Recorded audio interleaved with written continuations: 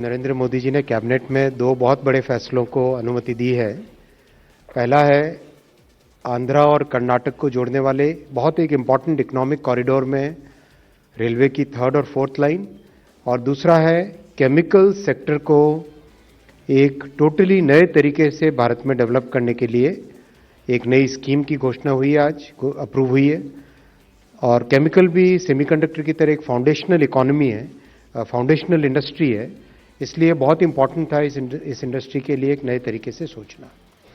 मैं दोनों स्कीम्स पे, दोनों पॉइंट्स पे आता हूँ।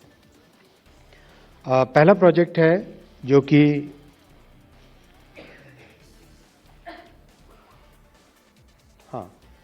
पहला प्रोजेक्ट है जो अगर आप देखें कर्नाटका और आंध्रा को जोड़ने वाली ये लाइन बेसिकली गुंतकल से बेल्लारी से होसपेट, होसपेट से हुबली और हुबली से आगे अंकोला की तरफ, अगर इस रूट को देखें, this is one of the most important economic corridors. There are steel plants, there are power plants, there are cement plants. एक मेजर इकोनॉमिक एक्टिविटी इस एरिया में होती है। That's why if you recall, कुछ ही महीनों पहले एक कैबिनेट का अप्रूवल हुआ था from Bellary to Hospet, third and fourth line. आज अप्रूवल हुआ है गुंतकल से Bellary third and fourth line, और उसके आगे फिर होसपेट से Hubli third and fourth line का ऑलरेडी डीपीआर अंडर प्रिपरेशन है। यानी गुंतकल से लेके all the way to Hubli and beyond that Hubli से अंकोला की न्यू लाइन, ये करने से नॉर्थ कर्नाटका का एक कंप्लीट इकोनॉमिक कॉरिडोर बनता है। यही इस प्रोजेक्ट की सबसे बड़ी इंपॉर्टेंस है। आज ये प्रोजेक्ट अप्रूव हुआ। बहुत बड़ा प्रोजेक्ट है, 46 किलोमीटर्स का, 1264 करोड़ रुपीस का इन्वेस्टमेंट इसमें आएगा। कर्नाटक आंध्र प्रदेश दोनों को जोड़ेगा ये। एक बड़ा मेजर ब्रिज है वेदावती रिवर पे, और उसके अलावा 7 मेजर ब्रिजेस हैं, 52 माइनर ब्रिजेस हैं, और 3 साल का ये प्रोजेक्ट का ड्यूरेशन है।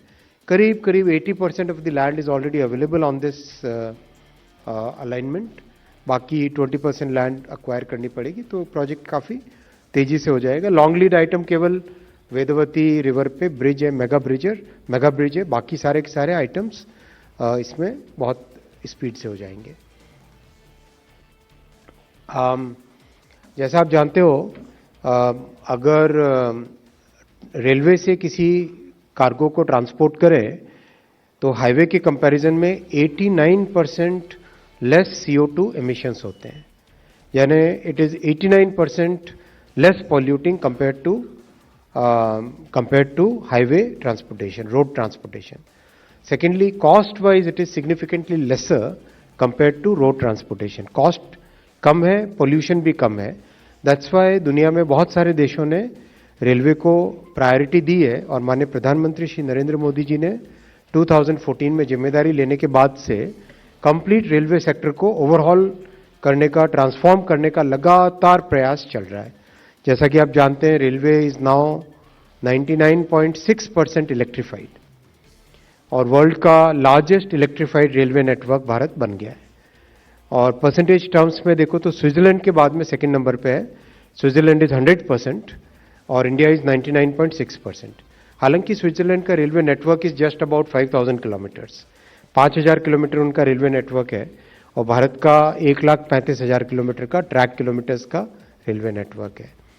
तो कंपैरिजन अगर करो, और उसके बाद में चाइना आता है नंबर 3 पे। चाइना इज अबाउट 80 के आसपास परसेंट है, और उसके बाद में फिर कई कंट्रीज आती हैं।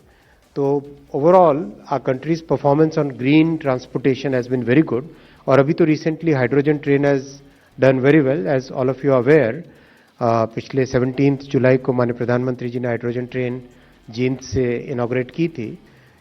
कल या रादर आज सुबह तक इसके 1000 किलोमीटर्स फ्लॉलेस कंप्लीट हो गए। 1000 kilometres of hydrogen train running without any issues. शुरू का पीरियड बहुत इंपॉर्टेंट होता है ट्रेन के कॉमर्शियल रन में, तो we are very vigilant over each and every parameter. We are measuring about some 130 odd parameters continuously हम मेजर कर रहे हैं उसमें। कैसा उसका बिहेवियर है, किस तरह के उसके पैरामीटर्स के वैल्यूज आ रहे हैं, वो सब चीज़ें मेजर कर रहे हैं।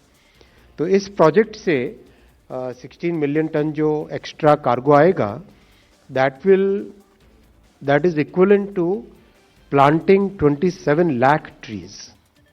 यानी 27 लाख ट्रीज अगर हम लगाते, उससे जितना कार्बन डाइऑक्साइड सिक्वेस्टर होता, कम होता, एटमॉस्फेयर से एब्जॉर्ब होता, उतना इस रेलवे लाइन के बनाने से कार्बन डाइऑक्साइड ट्रांसपोर्टेशन सेक्टर से कम होगा।